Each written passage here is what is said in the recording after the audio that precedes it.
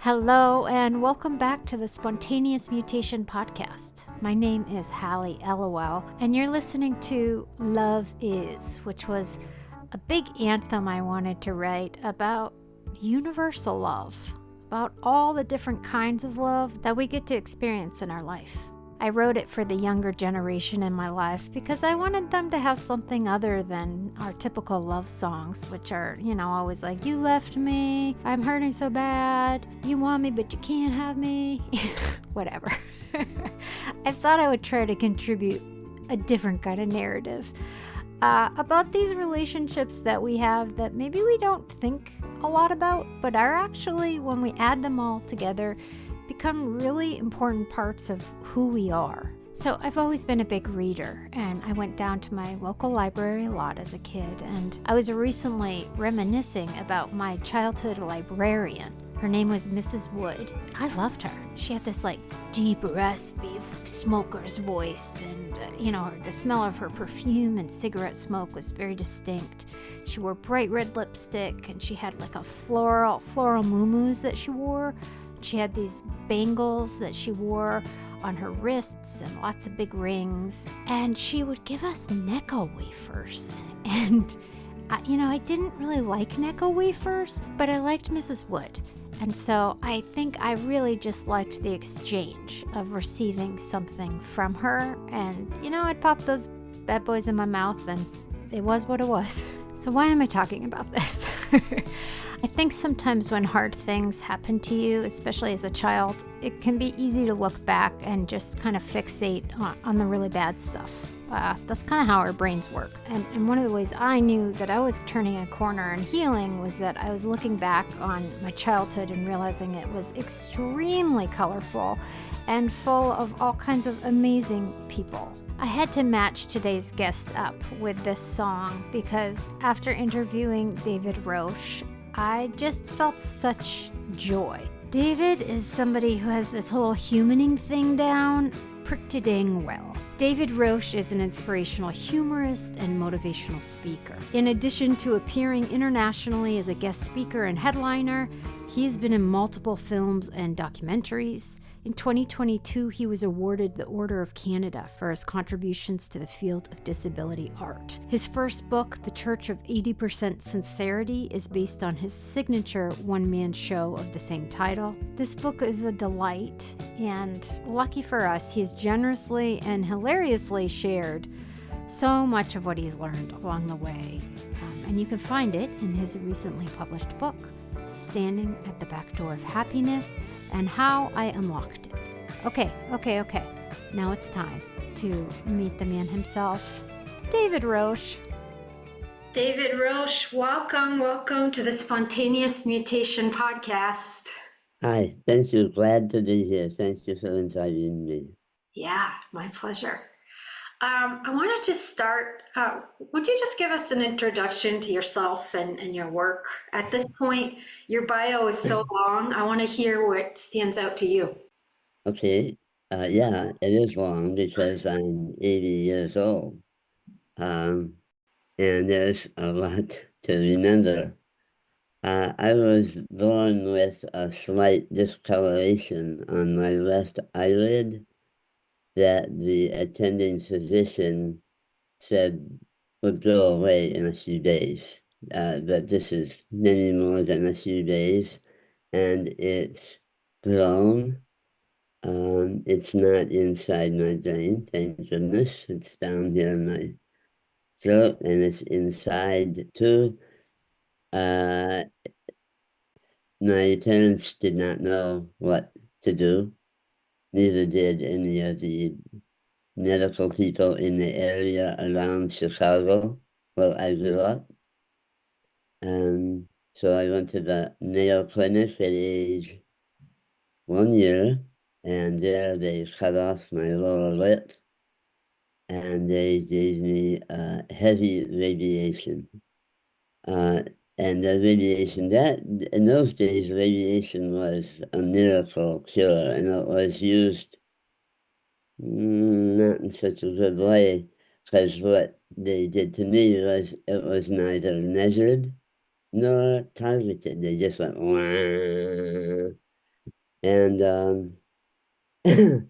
so that meant the lower part of my face, the bones did not grow in my teeth. I lost my teeth. But here I am at age 80. Maybe it was a miracle cure after all, because here I am. My body of work, I did not really get on stage till I was in my mid-40s. And the trigger points for that were quitting drinking, quitting alcohol, and meeting my soulmate, Marlena. And there's a story about that too. But my work in the world of facial distance is simply that I got on stage. And as I got on stage, I found out people did not like it when I made jokes about my appearance, like, hey, this is actually a Ben and Jerry's ice cream here that we, stupid stuff like that. It took me a while to realize that I actually was really good. I got a lot of work. I found out that if you call yourself a keynote speaker, you get about 5 times as much money as if you call yourself a comedian. So I just started speaking, and then I also have done several films, um, including the one that my wife, Marlena, and I produced called Love at Second Sight, which we've done like, probably a couple hundred presentations to students around the US and Canada. And here's a nice story. There's a very well-known author, Annie Lamott, Love her. that I'm friends with. And in one of her books, in one of her best-selling books, there was a chapter about me. And when she went on tour with it, went to New York,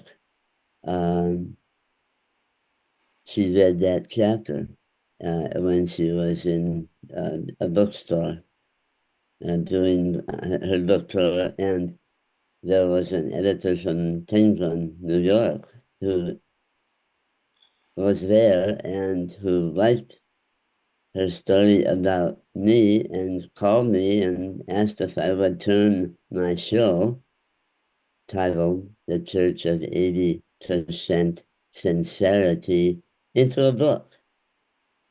So I did, and it was quite easy. And so all my writer friends hated me because I got that kind of automatically. And so that was my first book. I published my second book. I did on film. I did in plays. And so what I do now is I feel I turned 80 earlier this year, and I thought, okay, that's it. I'm probably going to die soon, and I don't need to do anything. I can take naps whenever I want, which I pretty much do. But in the meantime, the activism on the part of people of facial distance has grown. When I started out, I was really by myself. I certainly by myself on stage. And the facial difference organizations were segregated by the type of disfigurement difference that you saw. Cleft palate, burns, etc., etc. Now that's changed. And there are organizations that, bring people together. Most notably, I would say, Children's Craniofacial Association out of Dallas, Face Equality International out of the UK. Really brilliant work. So I feel myself and actually part of an organization, a budding organization, and I found and I performed all well, not Australia, New Zealand, Canada, US, UK. Actually, performed in Moscow too, which was quite interesting. Um, and now it's like an international thing.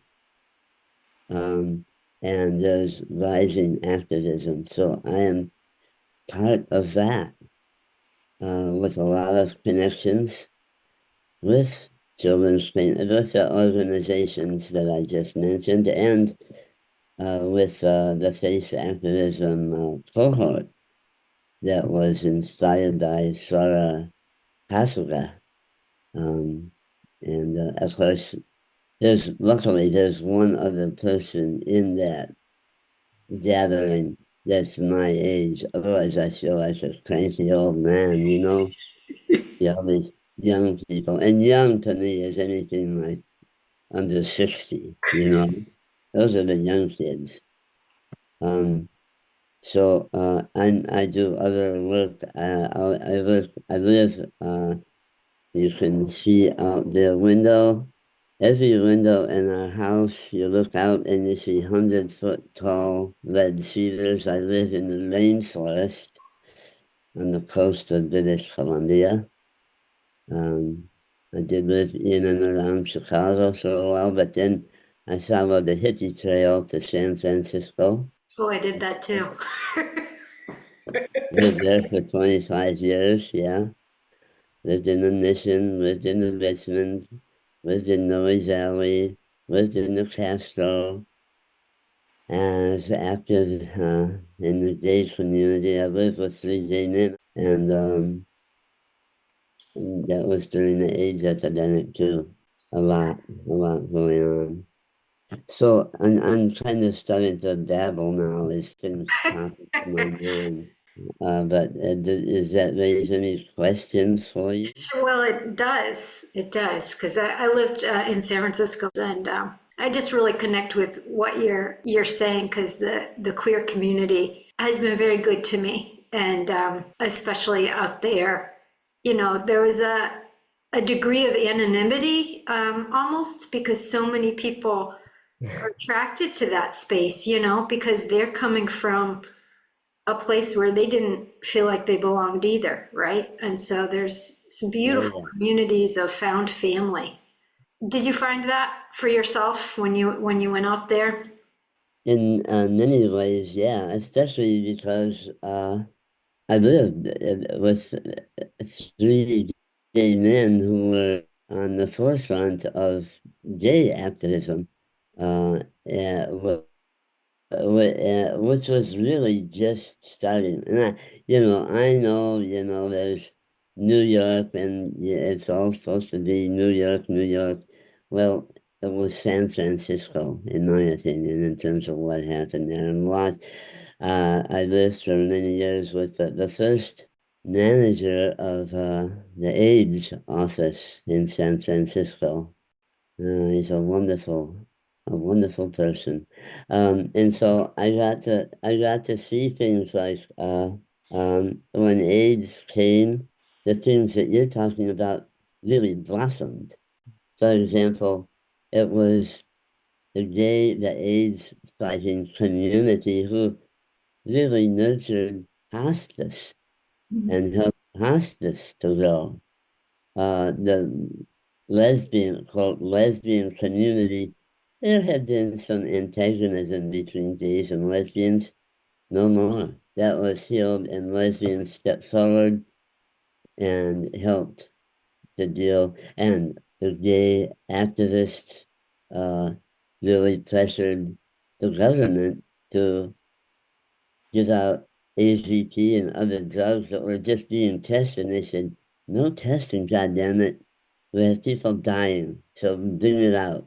And all kinds of changes like that. And people, uh, uh, taking up on what you're saying, it was not unusual for people to be rejected by their families. So people learned how to grow families, and the community really came together. I mean, it was a horrible, horrible time, but there are actually wonderful things that happened too. And that's where I met Marlena. Oh, We were co-founders, two of the co-founders of the first massage program in a hospital in the United States. Back then it was Pacific Presbyterian Hospital. This was in the 80s. And um, there are lots of people that, that we need massages to who had AIDS. So we're part and parcel in a way of that community. I wasn't so was Marlena. There I go rambling again. I answered some questions. gosh, there's so much there, dude. Oh, I did have a question about your family because this has come up a couple times in a few different interviews. What was available for interventions for you as a young child? Um, I mean, it was what it was, right? And but what was your parents' role in this? And I know you have a lot of siblings, and you're the oldest, right? Yeah. Yeah, what was the family dynamic? Because illness can manifest, it look very different depending on your family, right? I would say I had super support from actually and yeah, uh Chelsea Peak. I'm just reading in the Yeah, middle of her book, and it's very interesting to me. She has Sturge Weber syndrome, and her there are lots of similarities to her growing up in mine, but she had a really supportive family. yeah, And I think that really helped me a lot. There was never any teasing. Being the oldest helped, yeah, Uh, yeah. but never was teased, and we grew up, we were raised Roman Catholic. Okay. Uh, and the nuns who are often made fun of, I know, but the ones, and this is in the 1950s, this was a different world, you know? Um, so there wasn't the intensity of the pressure that has gotten exacerbated by the internet to pressure around conformity and appearance and behavior and sexuality and on and on. So I was kind of sheltered from that. I had support, and there was a family, and not just mom and dad, uh, you know, aunts and uncles, all within a short distance. Holidays all got together, and that was very strong and very helpful. And the nuns, uh, they told me, they said, you have who you are is a soul, and you are a child of God. Which I didn't know what those things meant exactly, but they were good. Yeah. Um, but I have to tell another story now. Okay. Uh, Yes. I was a good boy. I was really smart, um, really smart. Yeah. And so of course, the oldest boy in an Irish Catholic family who's smart, who's a good boy, who's an altar boy, what is that boy supposed to do with his life? Become a priest. So I went for an interview at the Holy Cross Fathers at the University of Notre Dame, and they told me I was too ugly to be a priest. This is at age 13. They said, because of your unfortunate appearance, the congregation would not be able to have any respect for you. Oh my gosh. Holy, actually, that was the worst thing that ever happened to me in terms of any comments about my appearance. And when you're Catholic, when the priest speaks, that's like the word of God. So what I heard was God telling me that I was a monster. Ah, I did get into a different seminary because I thought that's what I was supposed to do. I was a good boy. Then they kicked me out for being the worst influence they ever had. I like this. Okay. And then Yeah. what? I'm curious, especially with that. You know, there's some really core things that people can say that really they stick with you, as you just said. You've been storytelling for a long time, and I'm wondering, you talked about it a little bit about some of the jokes that weren't hitting, right?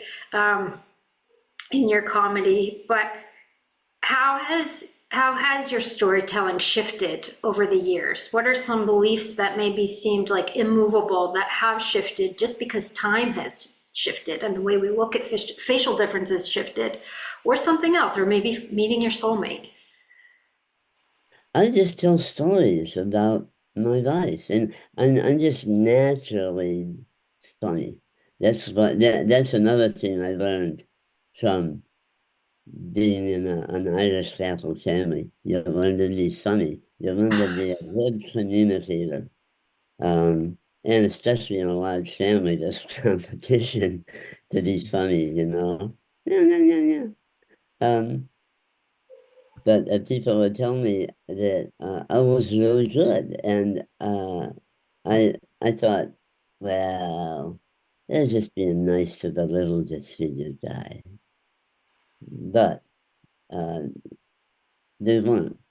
They were appreciating what I brought on stage. So I started believing that. It took like really a couple years to really believe that. Um, and then I realized uh, that uh, I realized that everybody feels disfigured. Uh, this is what, capitalism and the patriarchy, they go hand in hand. We know that. Um, want you to feel ugly and disfigured and as well as stupid and everything else so that you will die the cosmetics and all the accoutrements, the clothes and everything, so that you're never going to look good, but you're supposed to at least look acceptable and fit in. So everybody out there in the audience sees me with a marked facial difference, being, okay, this is what I am. I'm actually very cute, right? And I'm charming and I'm funny. Uh, and I'm on stage showing it off. And so they're out, say 300 people in the audience. They relate to me. They might not totally understand this, and they might not know that they people don't think of themselves as well. They see a mole, you see a pimple, you see the hair that's not right, and that's the same as feeling disfigured, really. So I realized that I was doing something really important, and it was healing um, for me and for the people. And so there's me as a facial difference activist. Yeah. That's the core of it. And here's a thing that I think I recently, a friend told me that he thought I was counterphobic, means that I tended to attack fears and not succumb to them. Ooh. Um, and I think that's what I was doing. Now had the blessings of being raised in a supportive family. I had the blessings of the nuns. and family and community and tons of friends. I always had friends. I was never isolated, never, because I'm cute and charming and funny. That's the key. I was telling a story, and I forgot what I'm talking about. It was about being on stage. Yeah. Something about that. Anyway, the end. That was my favorite story yet. Thank you. So, gosh, what you said, David, thank you. That was a gift, what you just said about everybody feels disfigured. And you were giving them something back by just your presence on stage and talking about this stuff. Halley, that, one of the things as activism starts to grow, there's a tendency to say, like, people should not make fun of us, because we are people too. It's bigger than that. It's not like stop being mean and cruel. It's like shut up and listen, because we understand something about what it means to be human that you don't understand yet. We know that you have to look inside to find your inner beauty. We know you have to connect with other people, it's family, it's community, and how to do that because we had to do that to survive. And now we know how to do it, and you don't, you stupid.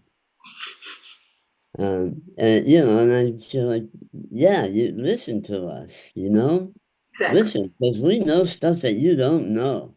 And that was the core of what I was doing. You just be yourself. And if you just be yourself, and you're like, I have my dad days. I can slip into like, the shadow side and stuff like that. But in the main, I survive and thrive with friends, with community, with people who care about me, who I care about. When you have that, yeah, you're impervious to any kind of insult because you know you're loved Mm, and you know that you do love. And so this is what we know. This is what we know. And so that I think that we need in our social distance activism to claim that yeah. and they say, yeah, well, you insult us. We don't want you to insult us because you're really insulting yourself, you stupid. Okay, I'm trying not to say vulgar words here. I appreciate that. Sora already broke our we're gonna see who was gonna swear first. It was Sora. Oh, David, this is oof, that I'm gonna have to sit with that for a little bit, but yes, thank you. Thank you. You're helping me a great deal right now. I'm very attached to language because I just didn't have words for so long to describe my lived experience, quite frankly. And hearing you speak and talk, you talk about integration, and I see it as acceptance of the full self, right? So many of us, especially in the medical model, have been taught to think of this. I can only speak, I'll speak for myself. As my condition is a separate thing, right? These tumors are this separate invader in my body. We have to treat those specifically, not the whole body, not the soul at all. These are, I have a specialist for this and I have a specialist for that, da da da da da da. And it's just this separation of self. And so I see as you speaking about integration as this almost like coming home of bringing those pieces back, of accepting oneself, the full self. Well, thank you for that. Yeah, it stirs me. Uh, because, that's, as you know, a process that takes place over time. I would say that really kind of came into being for me when we were doing the massage in a hospital, because that group, there were 6, 7, 8 of us, and we were all gathered to do good. And it came through attitude, of course, and through touch. This is why you see my hands a lot. I don't just talk with my mouth, I talk with my hands. um, and the quintessential moment for me, how I absorb, so that you're in this environment in a hospital where people are, they have ALS, they have cancer, they have AIDS, they have surgeries, and so on. But we had to practice before they would let us onto this one unit, which was the Pioneer program. And that Marlena was in the group with us, me and her, and I started falling for her. But it was no, married. She's married.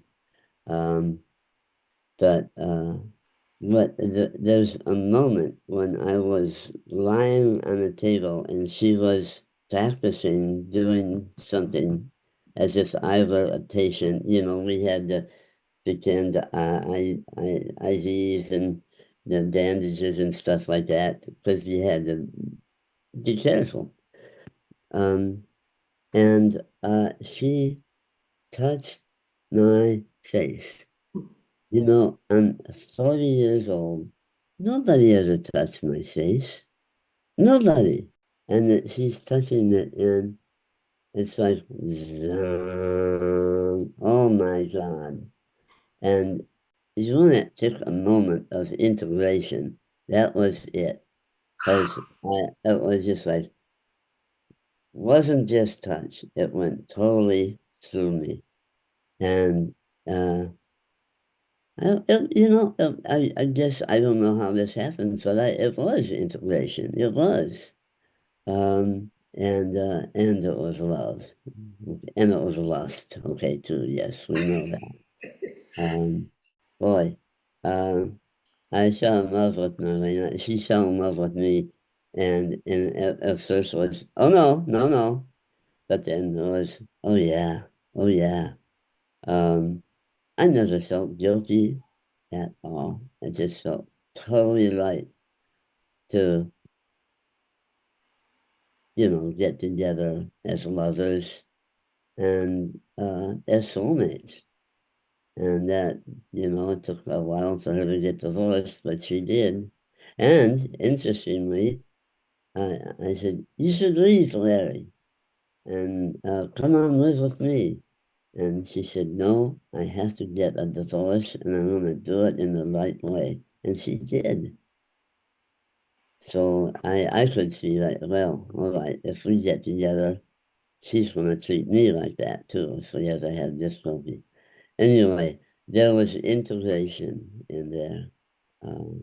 What I said about being on stage and what I learned on stage, that added to that. So it was Marlena, it was the group, of the massage people in the hospital, and the patients would tell us, you're the ones who heal us. Because nurses, when they enter a room, they usually have something sharp and shiny on a tray, And we have a towel over our shoulder and non non-allergenic massage cream.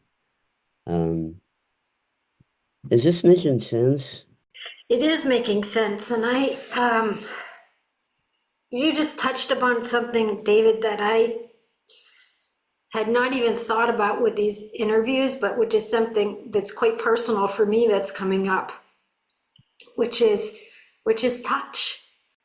And you talk about this a lot of how, the heart thing is on the outside of our bodies and what it means to be touched in a medical environment, right? To be kind of prodded and felt to make sure that you're not, in my case, it's like tumors aren't growing, you don't have cancer.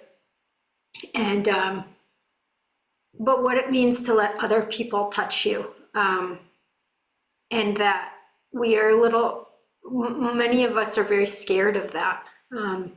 And I don't know that I have a full idea that is fully formed about this, but you just, pun intended, touched upon something that I think is important of physical touch, but also of consent, right? I taught little children piano, and some of them, they were just really squirmy and affectionate, and they'd want to touch me, This is awkward. I don't know what to say about this. You mean no harm, but um, Yeah, yeah, it's lovely. Yeah. Yeah, that's one of the great things about working with kids. I love that. I especially like working with Marlena and I do our program Love at Second Sight. yeah. Uh, and Is it always with middle schoolers? well, that's like the target to me. Yeah, Like the target, I mean, as a 12-year-old girl, because and they're writing that, and it's not just the girls, but they're the ones who feel it first, the judgment of others and stuff like that. Um, so they're all in the place. Am I a child or am I a teenager? Am I a child or am I a teenager? Is this puberty? Huh? What? Um, so they're right in that right stage. So to have someone like me and Marlena talk about love at second sight. Um, yeah, but that's a different age than the little ones. But I like the little ones, but they're the ones who like come up to you and yeah. Not computing. yeah, and I say, hi, honey, and some of them go, and but just as often as not, it's like, hi, hey there, and they see that I'm cute and charming and funny. Yeah, But hey, here, now, I told you I was kicked out of the seminary, and I'm very lucky that they told me I was too ugly to be a priest, because God knows what would have happened if I would have followed up on that. But I still have this priestly attitude. Let's stop, you and I, right now, and just have a moment of gratitude for what we're doing right now, what we're connecting, and how you do these podcasts and how wonderful they are. Uh, I'm just grateful to be here right now. How about you? same, same, same. My heart feels very warm and open right now in your Yeah. presence, David. So thank you. Yes. It's your own presence, honey. Oh, stop it. Oh, yeah. To close this out, David, I would love to know if you have a moment in your life that or multiple moments in your life that you consider a spontaneous mutation. Well, with Marlena touching me, that was a spontaneous mutation. There's something that happened recently in the last few years that I don't remember the moment, but I remember that I realized it's your heart, stupid. It's your heart that and I realized that's what I have done. And people ask, why did you get on stage? Kids ask, why did you get on stage if you didn't know what you were doing? I think it's my heart that led the way. And I think to wrap up something I mentioned earlier, I am counterphobic. I confront my fears. Don't confront them in like a really intellectual or soulful. I just do. Uh, and that's part of, I think, what people with facial difference know how to do. Because when it comes right down to it, you've got to confront your fears. So I did that on stage, and I realized it wasn't just counterphobia, it was like trusting my heart. And the realization that I had been doing that, and that was at the heart of what I had always done on stage and as a performer and as a speaker, as a writer. I let my heart lead the way. And for a long time, here's something about me that I usually don't tell people. In eighth grade, I had one of those Stanford Binet IQ tests, and I tested out at a 170 IQ. I was told that of what they weren't supposed to tell me, but they told my mother, and my mother told me. So, when you have a 170 IQ, it can make you kind of arrogant. Oh, so I added that to cute, charming, funny, arrogant. Yeah, that's what fun. Why am I telling you that?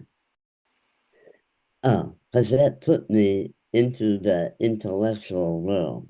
Yeah. My first job was as a computer programmer in 1966. Whew.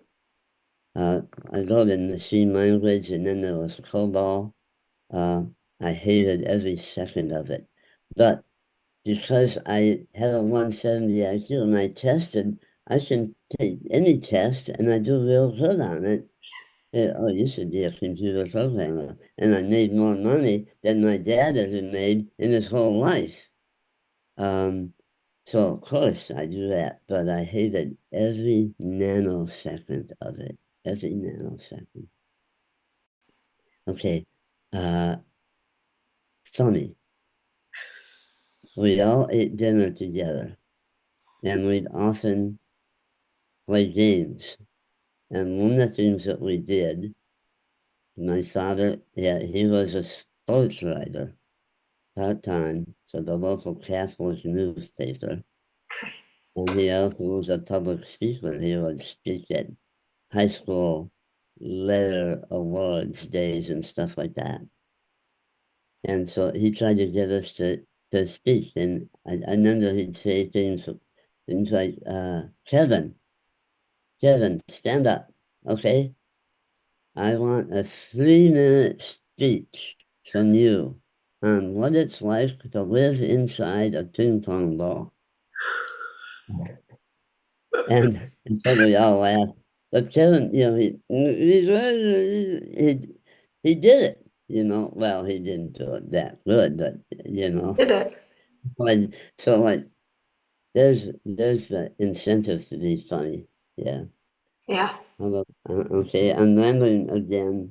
Okay, it's all good. Dave, It's because you encourage me. It's because I you encourage totally do. me. Oh my gosh, are you kidding?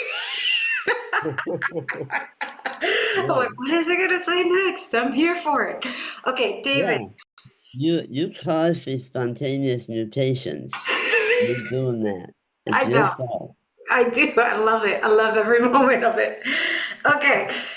David, you are so cute and charming and funny. And arrogant.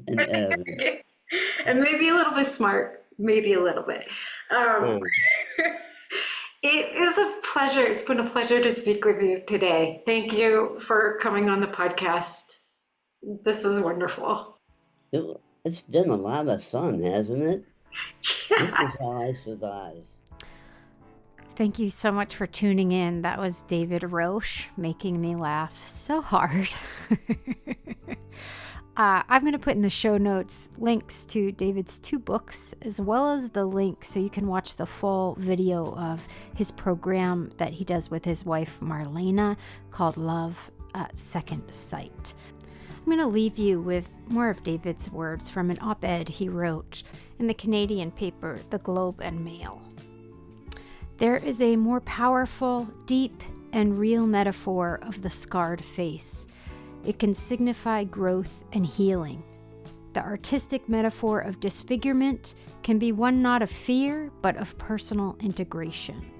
We have an advantage over you able-faced in that we know to look inside to claim our beauty and worth.